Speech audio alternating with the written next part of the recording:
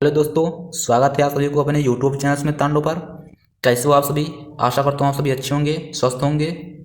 आज हम लोग पॉलिटिकल के प्रश्न जो है सॉल्व करने जा रहे हैं, जो बहुत ही इम्पोर्टेंट हैं।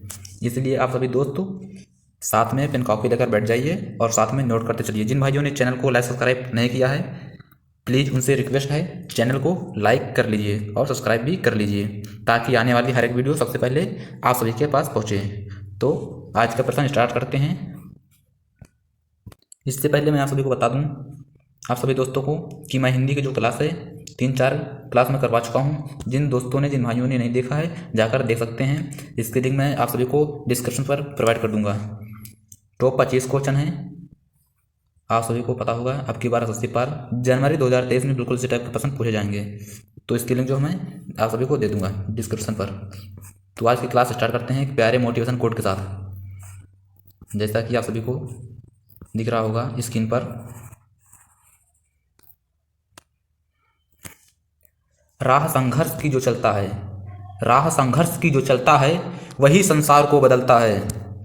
जिसने रातों से है जंग जीती, सुबह सूर्य बनकर वही चमकता है। बहुत प्यारा सा मोटिवेशन कोड है भाइयों। आप सभी को मेहनत बहुत शिद्दत से करनी होगी, रातों को जगना पड़ेगा, क्योंकि सपना तुमने देखा है तो पूरा तुम्ही को ही करना होगा। तो आप सभी इतनी मेहनत करिए कि आने वाले 2023 में सिलेक्शन आप सभी का हर हाल में हो। तो इसीलिए हमारे दोस्त चैनल को हमारे लाइक सब्सक्राइब कर लीजिए, ताकि हर एक वीडियो सबसे पहले आपके पास पहुँचे और आप सभी दोस्तों का सपना साकार हो सके। तो आइए प्रश्न की ओर आगाज करते हैं। जैसा कि पहला प्रश्न है, थोड़ा जूम किए दे रहा हूँ ताकि आप सभी अच्छे से देख सकें। टॉप 25 क्वेश्चन है पॉलिटिकल के। पहला प्रश्न है,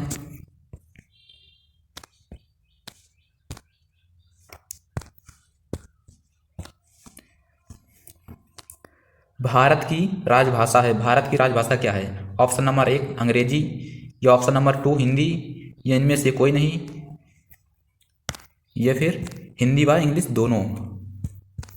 हिंदी व इंग्लिश दोनों क्या हो जाएगा आपका राइट आंसर? आप सभी को बताना है, आप सभी दोस्तों को बताना आपका राइट आंसर क्या हो जाएगा। भारत की जो राजभाषा है वो आपका राइट आंसर हो जाएगा हिंदी। भारत की जो राजभाषा है वो हिंदी है। दोस्तों मैं आप सभी को बता दूं, आर्टिकल 343 एक में कहा गया है कि संघ की जो राजभाषा होगी वह हिंदी होगी, और जो लिपि होगी, लिपि वो कौन सी होगी? देवनागरी होगी, देवनागरी होगी। आप सभी दोस्त अच्छे से नोट कर लेना।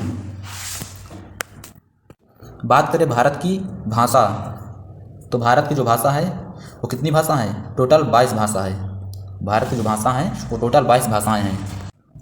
इन टोटल 22 भाषाओं को संवैधानिक रूप से राजभाषा का दर्जा दिया गया है। जो भाषा हैं इनको जो है राजभाषा का दर्जा दिया गया है। अगले प्रश्न की ओर चलते हैं। क्वेश्चन नंबर दूसरा है, क्वेश्चन नंबर दूसरा है, भारतीय संघ की आधिकारिक भाषा के रूप में संविधान द्वारा की मान्यता प्राप्त है। तो मैंने आप सभी को बता ही दिया है, मान्यता प्राप्त है। आपका राइट आंसर क्या हो जाएगा? जो 8वीं अनुसूची में वर्णित भाषा में से एक है वो कौन सा है? तो आपका संस्कृत हो जाएगा, आपका राइट आंसर हो जाएगा। अगले प्रश्न को चलते हैं। क्वेश्चन नंबर तीसरा है, प्रश्न तीसरा है, संविधान के किस अनुच्छेद के अंतर्गत हिंदी को राजभाषा के रूप में दर्जा प्रदान किया गया है? हिंदी को राजभाषा के रूप में दर्जा प्रदान किया गया है। मैंने आप सभी को बता ही दिया है कि क्या हो जाएगा इसका राइट आंसर। इसका जो राइट आंसर हो जाएगा अनुच्छेद 343(1). इससे पहले मैं आप सभी को बता चुका हूँ, जो हिंदी को राजभाषा का दर्जा प्रदान किया गया है। अगले प्रश्न को चलते हैं। क्वेश्चन नंबर 4 है, भारत में संघ राज्यों का प्रशासन होता है। संघ राज्यों का प्रशासन होता है, कौन होता है? तो आपका ऑप्शन नंबर ए राइट हो जाएगा, राष्ट्रपति द्वारा प्रशासन होता है। संघ राज्य का जो प्रशासन होता है वो कौन होता है? राष्ट्रपति होता है। मैं आप सभी दोस्तों को बता दूं कि भारत के राज्यों में अपनी चुनी हुई सरकारें होती हैं, लेकिन केंद्र शासित प्रदेश में ऐसा नहीं होता है। केंद्र शासित प्रदेश में जो है सीधे सीधे भारत सरकार का शासन होता है। जो राष्ट्रपति है वो हर केंद्र शासित प्रदेश का एक सरकारी प्रशासक या उपराज्यपाल होता है। आप सभी दोस्त जो है अच्छे से नोट कर लेना है प्रश्नों को बिल्कुल। अगले प्रश्न की ओर चलते हैं। क्वेश्चन नंबर 5वां है, केंद्र शासित प्रदेश पर किसका शासन होता है? केंद्र शासित प्रदेश पर किसका शासन होता है? तो आपका राइट आंसर क्या हो जाएगा? मंत्रिपरिषद का होता है, या संसद का होता है, या राष्ट्रपति द्वारा नियुक्त शासक का होता है? तो आपका यही राइट आंसर हो जाएगा, राष्ट्रपति द्वारा नियुक्त शासक आपका राइट आंसर हो जाएगा। अगले प्रश्न की ओर चलते हैं। क्वेश्चन नंबर 6 है, उस वित्त मंत्री का नाम बताइए जिसने सन 1952 में भारत का पहला आम बजट प्रस्तुत किया था। उस वित्त मंत्री का जो नाम है क्या है? आप सभी दोस्तों को बताना है।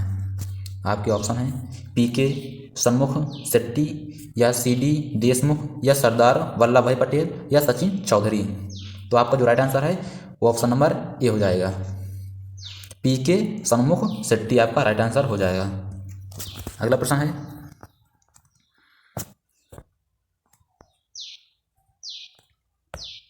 क्वेश्चन नंबर 7वां है, निम्नलिखित में से कौन सा आयोग संविधान नहीं है? कौन सा आयोग जो है संविधान नहीं है? वित्त आयोग, या चुनाव आयोग, या संघ लोक सेवा आयोग? एक ऑप्शन है योजना आयोग। तो भाई कौन सा नहीं है? संविधान कौन सा नहीं है? तो आपका जो राइट आंसर हो जाएगा ऑप्शन नंबर 4 हो जाएगा, योजना आयोग आपका राइट आंसर हो जाएगा। अगले प्रश्न की ओर चलते हैं। संविधान के किस अनुच्छेद द्वारा संसद की संयुक्त बैठक का प्रावधान किया गया है? संविधान के किस अनुच्छेद द्वारा संसद की संयुक्त बैठक का प्रावधान किया गया है? आप सभी दोस्तों को बताना है।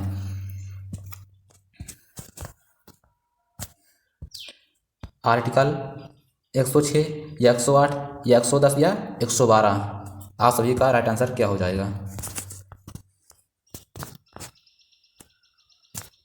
प्रश्न है, संविधान के किस अनुच्छेद द्वारा संसद की संयुक्त बैठक का प्रावधान किया गया है? तो इसका जो राइट आंसर हो जाएगा ऑप्शन नंबर 2 हो जाएगा,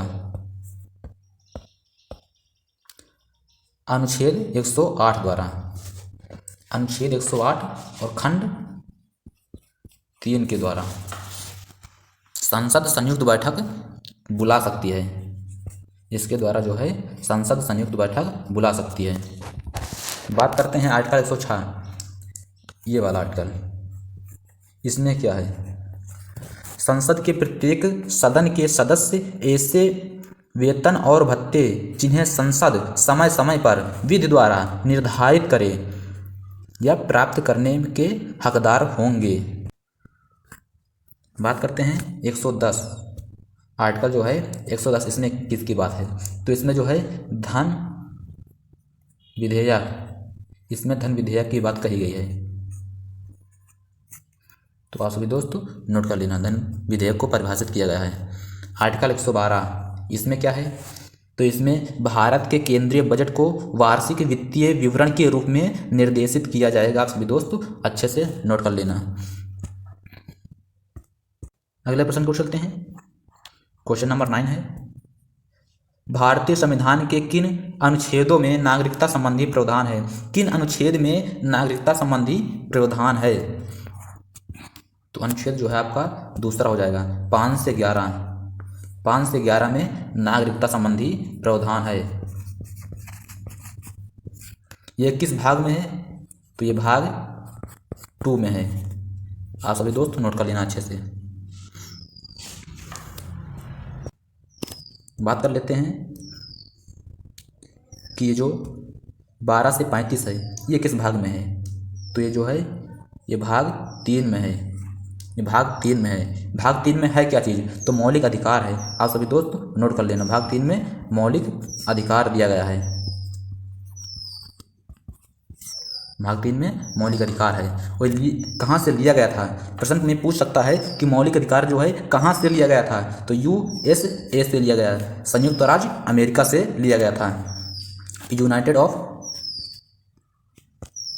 स्टेट ऑफ अमेरिका से लिया गया था। तो आपका जो इसका जो राइट आंसर है, भारतीय संविधान में किन अनुच्छेदों में नागरिकता संबंधी प्रावधान है, तो आपका क्या हो जाएगा, ऑप्शन नंबर यही राइट हो जाएगा। और ये भाग 1 में है, भाग 1 में है, 1 से 5 तक भाग 1 के अंतर्गत आता है। अगला प्रश्न है क्वेश्चन नंबर 10 है, 10 मतलब कि 10। भारतीय संविधान निम्नलिखित में से कौन से नागरिकता प्रदान करता है, कौन से नागरिकता प्रदान करता है, एकल नागरिकता या दोहरी नागरिकता या उपयुक्त दोनों, क्या हो जाएगा आपका राइट आंसर। आप सभी दोस्तों को बताना है। तो इसका जो राइट आंसर है वो ऑप्शन नंबर ए के साथ चला जाएगा।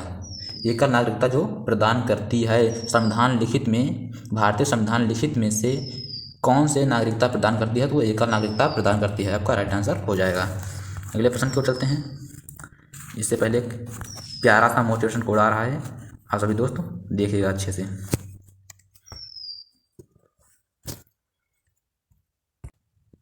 एक प्यारा सा मोटिवेशन कोड है, एक ना एक दिन हासिल कर ही लूँगा मंजिल, कि एक ना एक दिन हासिल कर ही लूँगा मंजिल, ठोकरे जहर तो नहीं जो खाकर मर जाऊँ। बहुत प्यारा मोटिवेशन कोड है दोस्तों, आप सभी साथ में पढ़ते रहिएगा और इन्जॉय भी करते रहिएगा। तो ठोकरे जहर तो नहीं, बिल्कुल ठोकरे जहर नहीं मेरे दोस्तों, आप सभी को ठोकरों से ही सीखना है। ठोकरें लगेंगी तभी तो आदमी सीखता है, गिरकर संभलता है, ऐसे आदमी को पता नहीं चलता है। तो आप सभी दोस्त अच्छे से बिल्कुल मेहनत में डट जाइए, लग जाइए, जैसे भी हो सके दिनों रात पढ़ाई करिएगा, ताकि 2023 में सिलेक्शन बिल्कुल आपका ही हो, एक सीट पक्की आपकी ही हो। अगले प्रश्न की ओर चलते हैं, आगाज करते हैं। क्वेश्चन नंबर 11 है, मौलिक अधिकार संविधान के किस भाग में वर्णित है, भाग 2 में या भाग 3 में, भाग 4 में। तो मैंने यहाँ सभी को पहले ही बता दिया, जो मौलिक अधिकार है वो भाग 3 में वर्णित है। ये कहाँ से लिया गया था, ये जो मौलिक अधिकार है कहाँ से लिया गया था, मैंने आप सभी को पहले ही बता दिया, ये USA से लिया गया था, यूनाइटेड स्टेट ऑफ अमेरिका से लिया गया था, आपका राइट आंसर हो जाएगा। अगले प्रश्न को चलते हैं। क्वेश्चन नंबर 12 है, संविधान के किस अनुच्छेद के प्रावधानों के अंतर्गत भारत सरकार द्वारा भारत रत्न, पद्म विभूषण आदि अलंकरण प्रदान किए जाते हैं, किसके तहत, आर्टिकल किसके तहत प्रदान किए जाते हैं, आपका राइट आंसर हो जाएगा आर्टिकल 18 के तहत, आपका राइट आंसर हो जाएगा। 15 में क्या है, प्रश्न ये भी पूछ सकता है, आर्टिकल 15 में क्या है, इसमें धर्म, जाति, एक सेकंड, आर्टिकल 15 में धर्म, जाति, लिंग पर भेद का प्रतिषेध है, आप सभी दोस्त नोट कर लेना। आर्टिकल 18 की बात करें तो इसमें जो है उपाधियों का अंत भी दिया गया है। उपाधियों का अंत मतलब कि भारत का कोई भी नागरिक किसी विदेशी राज्य से कोई उपाधि स्वीकार नहीं कर सकता है, ऐसा आर्टिकल 18 कहता है, आप सभी दोस्त नोट कर लेना।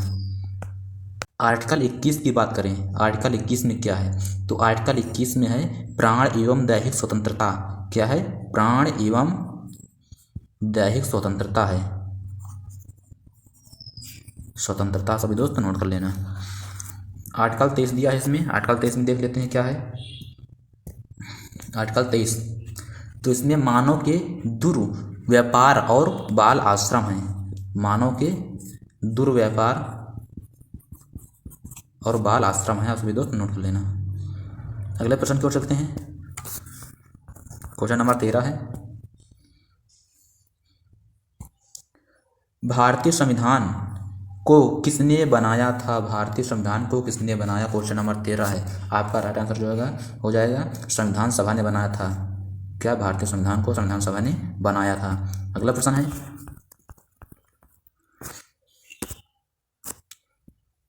क्वेश्चन नंबर 14 है, संविधान सभा के लिए चुनाव का संपन्न हुए। चुनाव मतलब कि कब संपन्न हुए थे, चुनाव कब संपन्न हुए।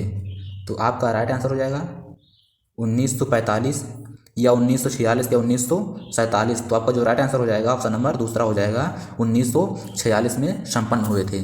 अगले प्रश्न की ओर चलते हैं। क्वेश्चन नंबर 15 है, भारतीय संविधान सभा की स्थापना कब की गई थी। संविधान सभा की स्थापना जो है कब की गई थी, 10 जून 1946 या 9 दिसंबर 1946 या 9 नवंबर 1946